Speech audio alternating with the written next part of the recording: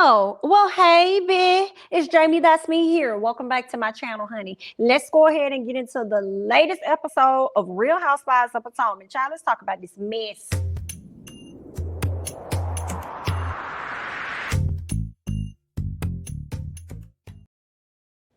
All right, y'all. This episode last night was really good for the most part. Let me go ahead and get my ladies up here so you guys can see the ladies. All right. So let's just go ahead and, dive right on in. If you guys have not seen my Real Housewives of Salt Lake City, make sure that you check that video out, okay? Amongst the other things that I've dropped, okay?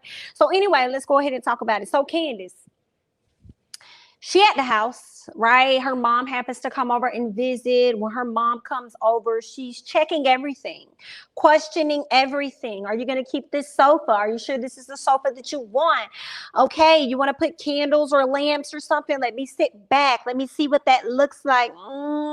I don't know about that, but okay. Yeah, being very nitpicky, not understanding and realizing that Candiace's style is Candiace's style. Your style, Miss Dorothy, is your style. Okay, so that's that. All right, let's go ahead and move on. So Gizelle, she's working with her daughter Grace, helping her to drive. She has finally gotten her learner's permit, so she's teaching her how to drive and trying not to have a heart attack while she's doing it.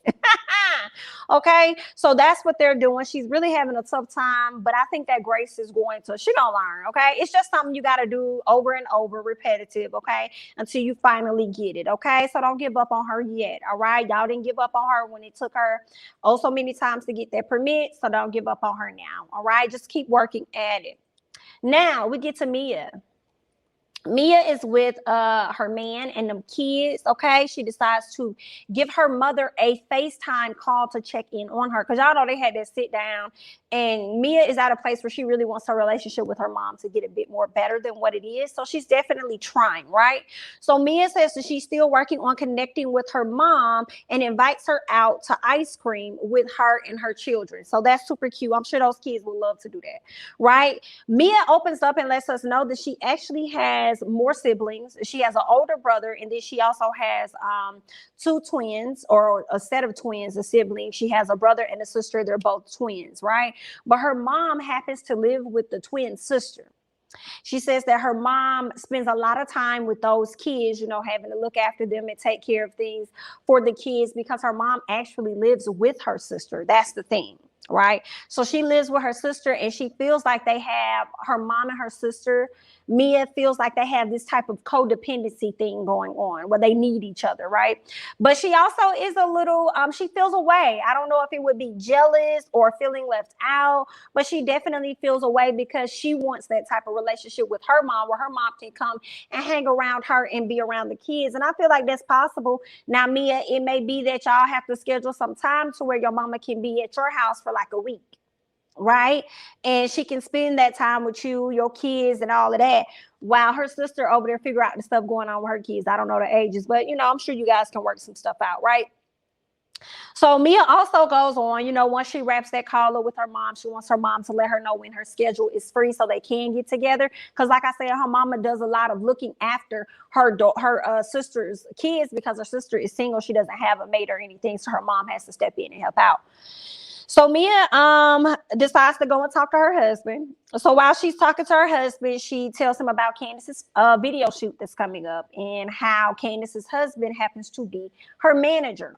She also goes back and reflect on the time when G was her manager and how it just did not work out. She says that G tried to be like the CEO or the executive of everything when it came to her business. And she was like, she had to realize real quickly, baby, it can't be more than one of us. I like to be in charge. So you stay over there and I'm going to stay over here. And then she also felt like business at some point started to intervene within their marriage, right? And she didn't really like that.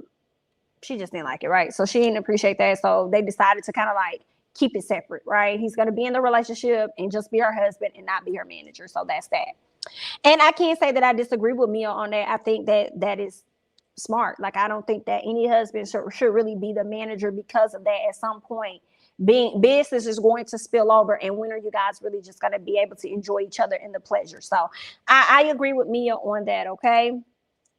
Mia says that she doesn't want Candiace to throw the whole marriage away because Chris is her manager. Now, where the hell did you get that part from? This is what she's saying in the confessional. I don't want her to throw away the whole marriage. Candiace never alluded to anything like that. Are you saying that you almost threw away your whole marriage? Is that what you're saying when it came down to you and G? Because that's not what Candiace was saying. Like that, I don't even know where that came from. But okay, then Mia. So Karen is working on her Ladom, not fragrance, but her candles now because she's expanding, right? And she's continuing to let y'all know. Listen, whatever Miss Wendy got going on over there, it ain't got nothing to do with what I got going on over here, girl. Okay, because I have a 3-wick, and I need y'all to understand that that's the difference. Okay, a 3-wick can go in your beauty room, and I said, and a 1-wick can't, and a 2-wick candle can't. Shut up, Karen. Okay, girl, shut up. Talking about some damn. Our candles are different. And mine can actually go into a beauty room or a sauna room or whatever it was she was saying. I'm like, girl, all these candles can go in the same room. She's trying her hardest to make the two seem different. They're the same. It is what it is. Both of you guys are working on candle lines. At some point, you're going to be competitors. It is what it is, girl. Let's move on. Wendy. Speaking of candle line, she's working on hers as well. She decides to actually have a sit down with her husband, Eddie, and she kind of wants to go over things with him. I felt like she was kind of using Eddie as an example investor or a test investor if she wanted to, like, you know, pitch her product to somebody to kind of get them to invest in it so that she can go and work on the production and everything, right? And she gave this really cute speech, try to give him some info about it. And he started to ask her the hard questions, which actually ended up being great for her because these are things that she didn't think about because she was so focused on the presentation of how does she let this stuff roll off her tongue initially about her business, where she doesn't know a lot of the hard questions, right? That people are going to want to know if they're trying to invest. How much is the product going to be? What are you expected to gain on return? Like, girl, it's a lot of questions. So I thought that was great that he kind of schooled her with that. But basically, Wendy didn't have the answer. So she said, I'll get back to you on that. Okay. It's layers, honey. It's layers. Meanwhile, Karen is just progressing right along. But the difference is Karen got somebody in that position to really help her with these candles. And they're going to be able to answer a lot of the hard questions that Karen don't know and be able to relay that back to Karen so Karen can have educated conversations with other people. So that might be what Wendy needs to do. Lean out on your own understanding, even though Eddie's is great, but he's a busy man. You may need to go out and get somebody else like Karen, like who Karen got, that can help you pull all of this together. Okay. And there's nothing wrong with you wanting to know more about the business because you would want to, right? Because it's yours. But it's also nothing wrong with reaching out to have somebody, you know, come in and help with that. So good luck. Ashley is at the house. Well, not at the house, but she's headed to go see her family. Okay. She's headed to see her Uncle Lump. Y'all know that's her favorite uncle. That's like her dad. Okay. She brings over both of her kids, Dean and Dylan. And she also opens up about the fact that I guess she's having issues with her uterus, which was very awkward to me. I don't know what the hell that was going on, but it sounds like she was saying that she could see some of the insides protruding outside. She said something like it's a little bubble down there. And I'm like, Ashley, don't you think you need to be at the hospital? Maybe that's normal. I wouldn't know much about, I mean, that didn't happen to me, so I don't know. But that was so weird. I was really concerned, like, girl, you need to see, that's your problem, Ashley. You don't be wanting to sit down and heal, girl. You done had the baby, you tried to be in the mix. Before you had the baby, you tried to be in the mix. Now you done had the baby, you try to be in the mix. I am concerned about the bubble that's down there at the bottom. So now it makes sense why you and old man ain't getting it in that hole, because, girl, it's a bubble right there. Girl, honey, help me. You need to girl, you're gonna have to see somebody, because that don't sound too good. It actually sounds uncomfortable, even though she looked like she wasn't in pain at all. But it just sounds worse than it feels. Okay. But one thing we do know, Uncle Lump still not here for motherfucking Michael. Okay. And I'm with you, Uncle Lump, because I'm not here for him either. I don't give a damn how many foreheads he kissed and how many doctor's appointments he go to with a series of FAQs. I don't give a damn. Okay. I do not care. So I am with Uncle Lump. I'm not featuring him. Ashley tells them that Michael is 61 years of age. 61 years of age, and he does not want to continue to do real estate at this point in his life. He wants to transition and start starting to work on like movies and stuff. He wants to get in the film industry, right? Uncle Lump isn't here for that. Uncle Lump said, like, that don't make no sense. That's not a smart move, okay? No. Because when I reflect back on my life and how things were for me, I couldn't move like that. Now, Uncle Lump, I may not like Michael, and your advice may be right, but y'all two different people, okay? What was going on in your life versus what was going on in his life is a bit different, okay? Michael probably got way more money than you, possibly, so it may hit a little different. You probably had no choice but to stay at the same position, you know, all your life for your family, whereas Michael may have range to not necessarily do that. Unfortunately, yeah, those are my thoughts on that. Ashley tells them about how both of them are actually looking to do the business together. And he said, what? And y'all trying to do who? Both of y'all together? You sure? Girl, okay. You know what happened to the last one, right? Yeah, y'all ain't got it no more. Uh-huh. Correct. I mean, I ain't saying y'all do bad business, but I'm just saying the businesses that y'all had is not open. And you sure you want to go down this road with it? And neither one of y'all got experience in that?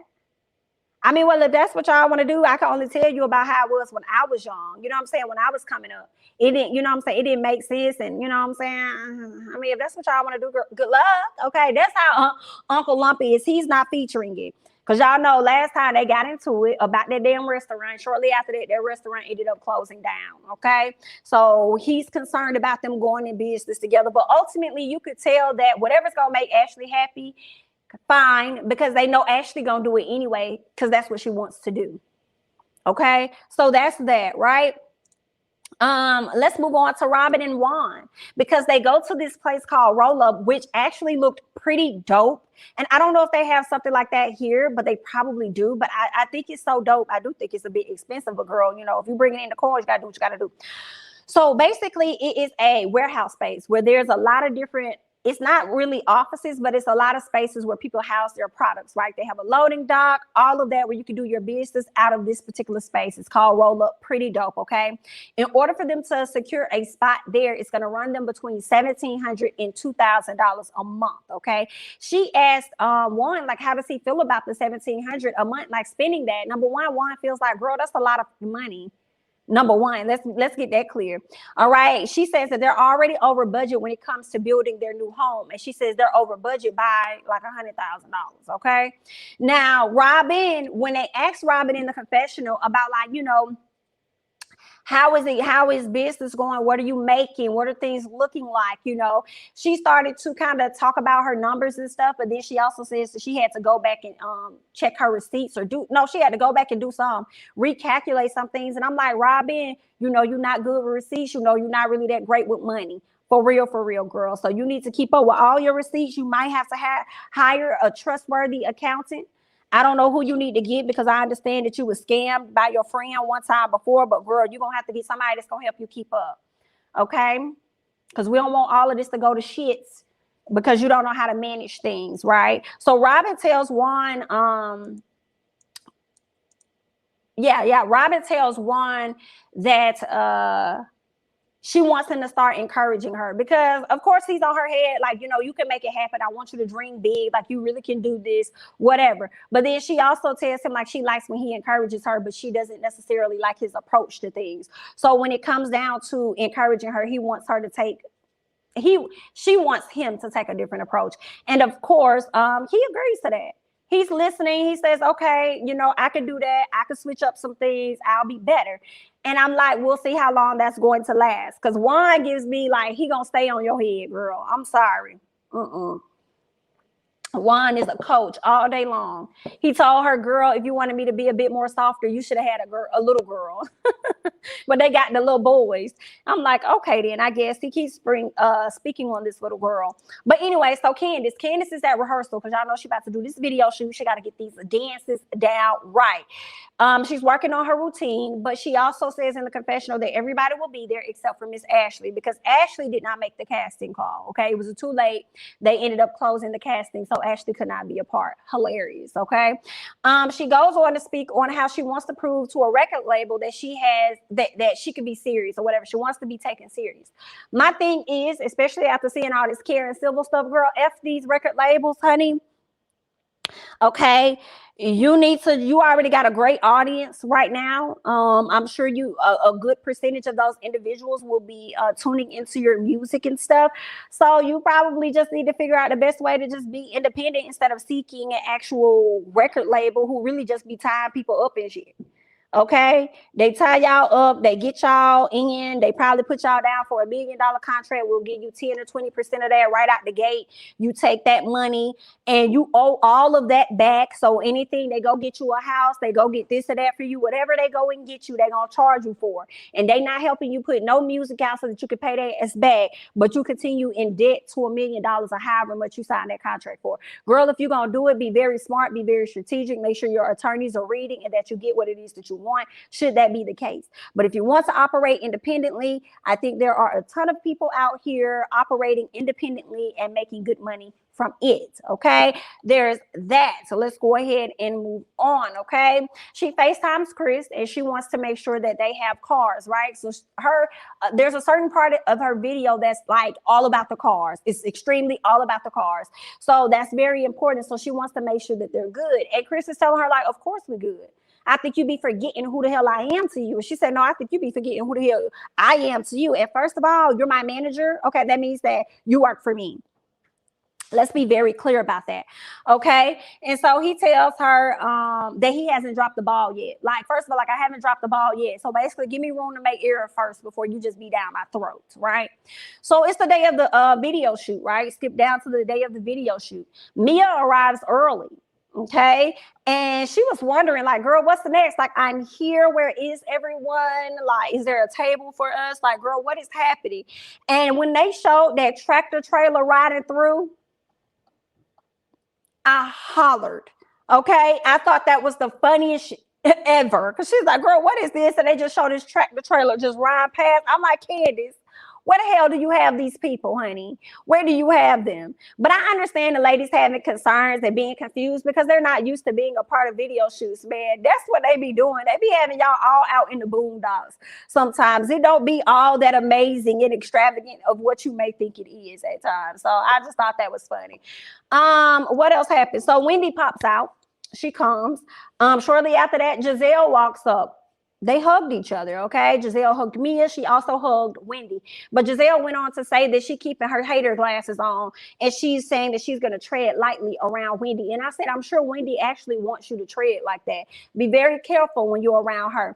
It was something about Wendy's energy when she was out there with the ladies for the video shoot. I don't know what was going on with Wendy, but I loved it. I don't know what it was. Wendy was just awesome. Girl, I look good. I look cute. Like, I'm just here to do my part, be here with my friend or whatever like that. Like, I don't know what, I can't even describe the energy that Wendy had, but I loved everything about it. I don't know what it was. She wasn't really fully in the mess, but it just seemed like, I don't know. She wasn't doing the most. She was just Wendy. Like, it was something about, I can't even describe it. And I loved it. And I was like, I like chill Wendy. Wendy just be minding her fucking business, looking cute, like, girls, whatever. Loved it. What else ended up happening there? So Mama.com, Mama Dorothy walks up. Hey, Mama Dorothy girl. Hey, yes, I want you to pull up a seat as you watch this review because I have some words for you, dear. Yeah, I know, girl. You know, I be liking you for the most part, honey, but girl, I got some things for you, honey. We can talk woman to woman. Okay, so Mia asked when Mama Dot comes up how old she is. Girl, why you asking this? Like, you barely would tell us how old you was. Girl, you barely could tell us because you didn't even know. You over here asking this woman how old she was. And Wendy was like, girl, that is not how you don't ask nobody how old they are.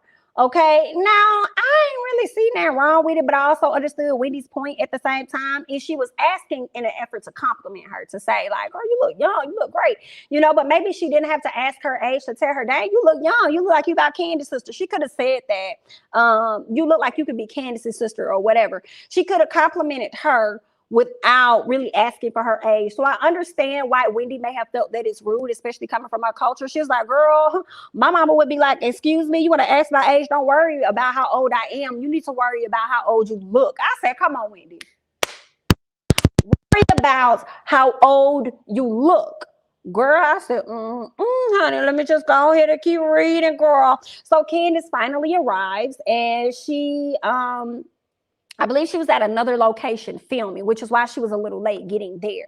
Okay. So Candiace is trying to figure out life with the cars because ain't no cars there. Cars were supposed to be there. They're not seeing any cars. So she's trying to get all of this worked out, which is typical when you're on set, whether it's on movies or whether, whether it's on anything dealing with TV or it's on video, right? It's always some things that may not pan out and you just got to figure out how to rework it. If somebody's late and you working against time, if somebody's late and you working against time, you may have to go ahead and get the shot without it. You know what I'm saying? You may have to just go ahead and do what you got to do, especially when you're working against light. So it looks like the people did not show up. So I don't know if that was a ball truly dropped on Chris's end or whether or not the people were running late and Candiace was on a tight time frame because they were working against the light. So it makes sense. What else ended up happening? So Karen arrived looking as good as she wanted to, looking at Maserati. Girl, as soon as she pulled up and I saw them three little vents on the side, I said, come on, Karen, for the Maserati, baby. Go ahead and come on up. Come on, pull on up, getting out with the Gucci belt on, all black, looking cute. A scholar pulling up, looking good. I said, ooh, okay, we see y'all. Y'all look good. Y'all should have went over there and sent screenshots so the ladies knew what they needed to wear because they wasn't fully giving. Okay, that was not fully giving. But those two ladies, Escala and Karen, definitely, they looked really, really good. Mia decides at this time, which was very awkward because it came so left field. She says, excuse me, is Chris, your son-in-law, is he coming? Is he gonna be here? I wish she would have told said what Karen said. Of course not. But she says, I don't know. I like Chris, but that's where you went wrong, Mama Dorothy. That girl asked you one question, and that's all you had to do was just answer that one thing, sweetheart. I couldn't tell you. I don't know. I don't even know. Okay, that's all that your ass had to say. But you led with a little bit, so that these ladies can ask you more, to pry more into what's going on within Candiace's life. And Karen, you gave it to the right person. First of all, you was also team your daughter, even when she was at odds with Karen. You was team your daughter. So you know at this time she's still not on 100% great terms with Karen, and you chose to give Karen any ammunition should she want to come at Candiace at a later time. What was killing me was Karen acting in the confessionals like, girl, you telling me this? Ooh, ooh, ooh. Me and Candiace just got cool. Oh my God, Lord Jesus, be a savior. All this extra stuff. When Karen, you was over there egging it all. You told her, come on now. Come on. When she didn't want to talk, you said, okay, come on now. All right. And you continued to talk because you knew you would get it out of her. So you knew what you were doing. But then when you get in the confessional and be like, oh, she telling me this. No, ma'am. Okay. Now that Miss Dorothy, you wrong. You are definitely out of line, honey. You are definitely wrong. But I'm gonna also call out everybody else, right? So there's that. Karen was definitely egging her on to tell them more tea. And then she tells Dot, continuing to talk about Michael because she knew that Dorothy was going to end up speaking, right? She says that, and I understand Chris at this moment because, Chris, he has his hands in everything. He's really doing a lot. Okay, that fake ass shit that Karen likes to do. Yeah, like I can't even describe it when somebody try to act like they really like sympathizing with you or really trying to understand, but the whole time they really trying to get some tea out of you. But anyway, so that's what that was. Dorothy goes on to say that she doesn't agree with him being her manager, right? And then Mia, she goes on. So Karen is like, I know he's our manager. He got a lot going on. Yeah, and I don't agree with that. I don't agree. This is her mama. I don't agree with that. I don't think that he should be her manager. He gonna be me neither, girl. I don't think, because me and G, we tried that and it great just don't work out. Like, girl, I just don't agree with that. Okay. There's that.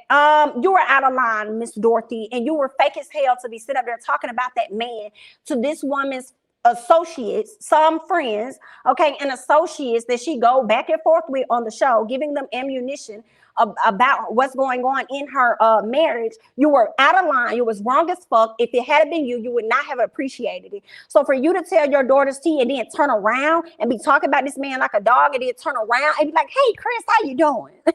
Yeah, girl, you just made it awkward for yourself. So if the man don't want you around this house, I don't blame him. But Chris strikes me as a person that's forgiving. He strikes me as a person that wants to go along so that he doesn't upset his wife or have friction within his marriage. But you was out of line and you deserve a good cussing the fuck out. Okay. What else ended up happening? Meanwhile, Wendy said, "Oh, honey, no, I don't mess with people's family, girl. That's something that I don't. We just had a whole conversation about that. I'm not gonna go in and pry, ask nobody about their husband. Is anybody paying any bills? Is anybody, girl? I'm not gonna get into none of that because that got shit to do with me." And I was with Wendy on that, girl. Like, girl, that ain't even gotten in. I'm gonna go ahead and let me scoot on to the left, okay? What else ended up happening? This is when Mia took the opportunity to say, So this is when so Mia goes over to her mom. She said, Miss Dorothy, let me ask you a question. She said, honey, what's up? Of course, sure. What you got? So is he getting paid? Is Chris getting paid to do all of this? That's when Wendy and Scholar walks off. They go over there. A Scholar like, girl, you need to get your friend. They're like, girl, what she do? Girl, she over there asking this girl mama questions about her husband, asking whether or not he get paid. Here go Gizelle ask, does he? Because I would want to know that too. A Scholar said, girl, but that ain't none of our business though. That's none of our business. She's like, well, I want to know because if he getting paid, he ain't getting paid today because he ain't here. What the fuck? Girl, I cannot. I can't. And here's the thing for me. Y'all already know, y'all are privy to Candiace just now starting out with wanting to go different directions with her career and not just being a cast member of Housewives, right? She's trying to expand in other arenas. With that being said, you all know that she's independent and you know that she does not have record label money. So you should also know that this man is not getting paid. That's the thing for me. You know this man is not getting paid. So anybody up there asking, like, is he getting paid? Is he getting paid? Y'all already know that he's not.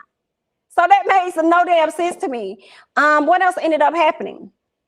Gizelle says that she isn't mad when Mia asking those questions.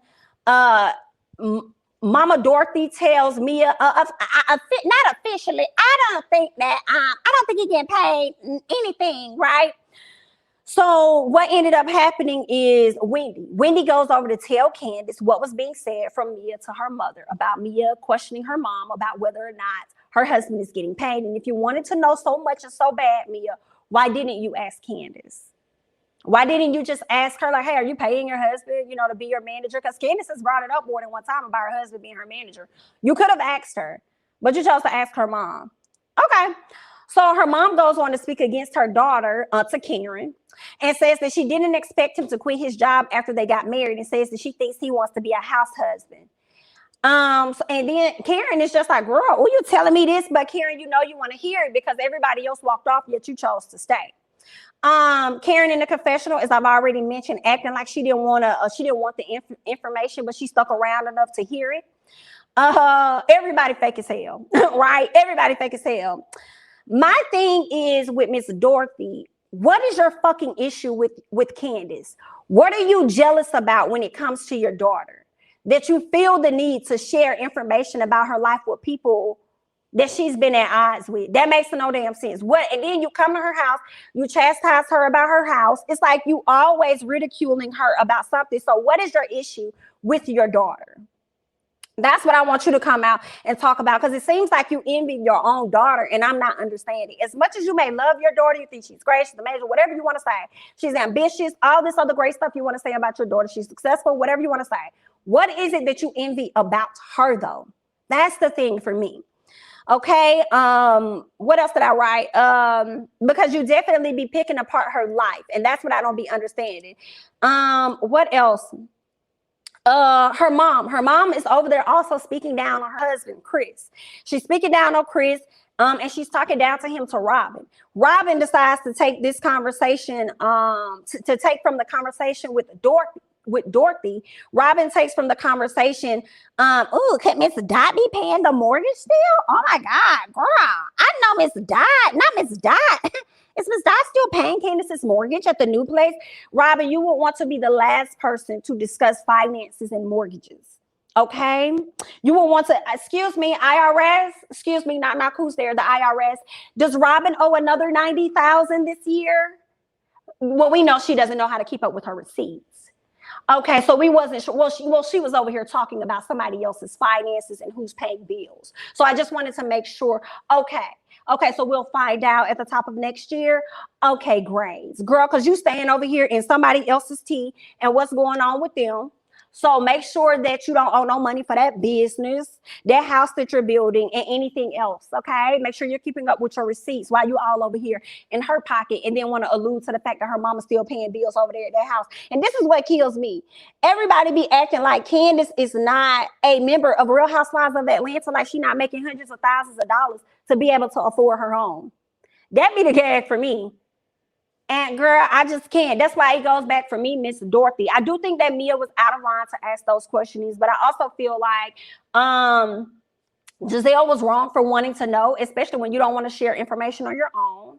Karen was fake as hell to be in the confessional and then sit up there and act like, oh, she didn't want to know, but you did want to know. And Miss Dorothy, most of all, you were out of line for sharing that information, like I said, with people that she is associates with, not so much as friends with. And it makes me wonder more so, what is it that you envy about your daughter? Because that's what it's giving. It's giving off that you're jealous, you're envious of your daughter for some fucking reason. I don't know if it's her youth. I don't know if it's because Chris may not have the job that you think that he should have, but still finding a way to bring in money into the house. Okay, like I don't know if it's that and he's still able to support his wife through all things, whether she's dead ass wrong or she's dead ass right. That's what I don't understand. And here's the gag for me. So had Chris actually been making money from this, had Chris actually been making money, y'all would have been complaining about that. Oh, why is she over there paying her husband? Oh my God, she not giving him no percentage, girl. You shouldn't even be giving him no money, girl, because if that was my husband, you'll be doing that pro bono. But then now that you hear that he's probably not getting paid anything, then y'all want to make that a big deal. So really, it's a situation of whether you're right, whether you're wrong, that we're going to create something to talk about. So there's that. What else ended up happening? So at the end of the video, right? So when the ladies, because the cars did not show up, Chris had to end up showing up, right? He was really upset, but he did his best to not interfere with Candiace's photo shoot or video shoot because he did not want to make her any more upset or frustrated than what she already was, because it seemed like they had things figured out. So go ahead and do your thing, right? Well, when they got ready to use some cars like Karen's and Scott's and whoever else's, it was time for her to run to the ladies. And towards the end, you know, they were dancing and stuff. And if y'all paid attention, Candiace's mama had to get all up in the camera and dance with the play boyfriend of the video. And I said, you're looking for a moment. You was looking for a moment this entire time. And I just, I ain't like that. I ain't like that at all. I ain't like that at all. But okay then, Miss Dorothy, honey. What else? That was really it. I just feel like everybody was damn near fake as hell, except for Wendy and Escala. Except for Wendy and Escala, I felt like that Wendy was doing what a friend would do, letting her know, cluing her in on what the fuck was being said. Escala tried to go and get the people that's really cool with Miss Girl to get them to stop, but they didn't. And Miss Dorothy gave them some shit to talk about. So that's what it was. But that's really all that I have. I don't really have anything else to say. Y'all leave y'all thoughts and comments down below, honey, on how y'all felt about last night's episode of Real Housewives of Potomac. It was good for what it was, but there were a few people that were wrong, even though Miss Dorothy was ultimately wrong. Okay, leave your thoughts and comments down below. I'm Jamie, that's me. Don't forget to like, comment, subscribe, share my videos, follow me on Instagram and Twitter, and I'll catch you guys in the next one. Bye-bye.